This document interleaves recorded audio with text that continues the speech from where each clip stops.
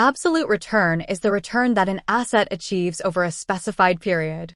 This measure looks at the appreciation or depreciation, expressed as a percentage, that an asset, such as a stock or a mutual fund, achieves over a given period.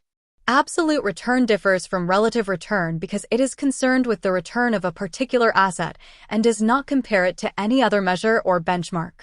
Absolute return is the return that an asset achieves over a certain period. Returns can be positive or negative and may be considered unrelated to other market activities. Absolute return, unlike relative return, does not make any comparison against other possible investments or to a benchmark.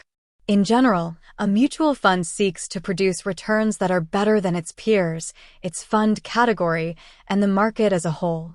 This type of fund management is referred to as a relative return approach to fund investing.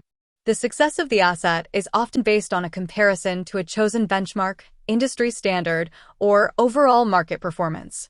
As a historical example, the Vanguard 500 Index ETF, VOO, delivered an absolute return of 150.15% over the 10-year period ending December 31, 2017.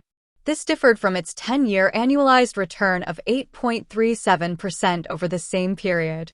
Further, because the S&P 500 index had an absolute return of 153.07% over the same period, absolute return differed from the relative return, which was minus 2.92%.